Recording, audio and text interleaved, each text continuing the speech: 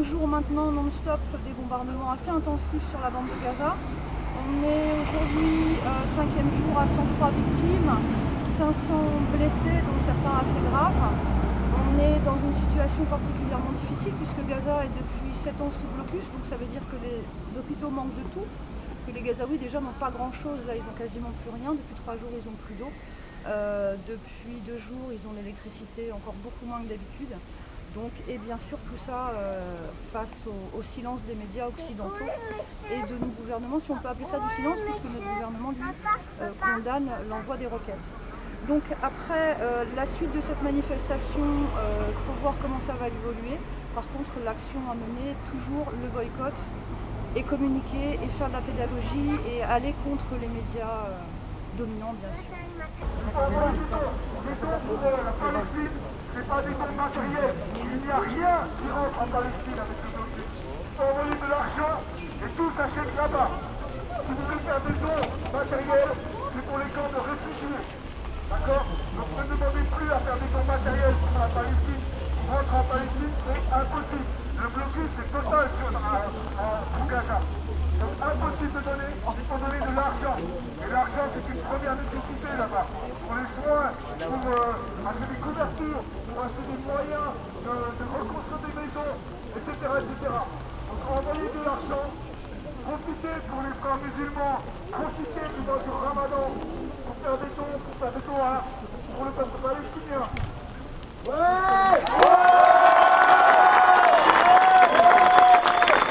Dans un rapport diffusé par l'agence presse MAN, samedi 5 avril 2014, le ministre des Affaires sociales de l'autorité palestinienne, Kamal Al-Sharafi,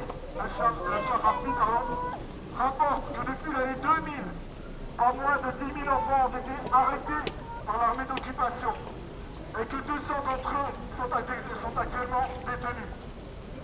L'Agence des Nations Unies pour l'enfance UNICEF a indiqué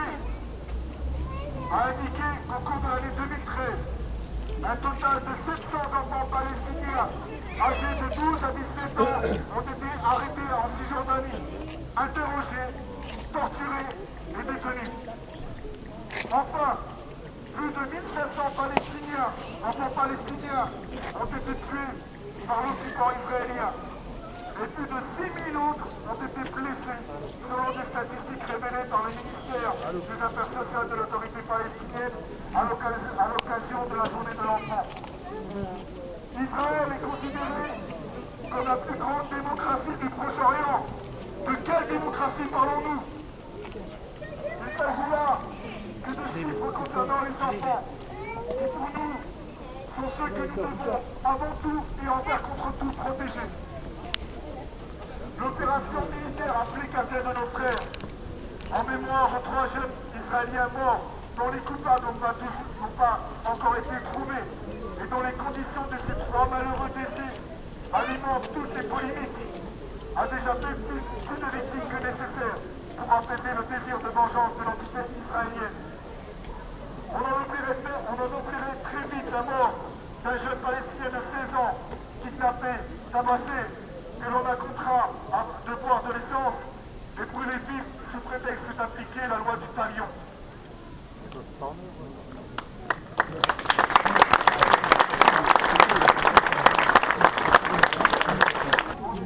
On voit dans un état grave.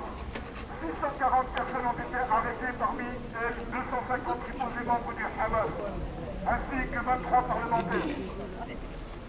Plus de 1900 raids israéliens en 4 jours. Partout dans la bande de Gaza, 230 maisons ont été détruites suite à ces bombardements aveugles. 18 mosquées ont été détruites, 3 centres éducatifs, 4 clubs sportifs, 7 bâtiments publics ont été détruits, 12 coopératives agricoles, 5 écoles. Il s'agit d'une pénurie d'électricité, soit 6 heures par jour pour chaque foyer. Une pénurie d'eau, 3 heures d'eau tous les jours pour chaque foyer. Situation catastrophique dans cette région déjà sous blocus. Les moyens utilisés par l'armée d'occupation sont disproportionnés. En effet, on parle de la 4e puissance militaire mondiale face à des roquettes à courte portée et des pierres jetées depuis des fonds et des lanciers.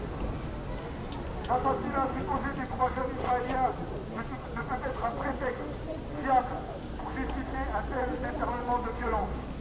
N'oublions pas que la dernière opération massive israélienne a causé la mort de 1315 Palestiniens, dont 108 femmes, 410 enfants, 13 Israéliens, dont 4 civils, 5500 Palestiniens blessés, ainsi que 682 Israéliens, dont 346 civils. Et enfin, 80 000 Palestiniens sans abri. On ne peut pas penser que la France ne laisse se reproduire cette tragédie sans réagir.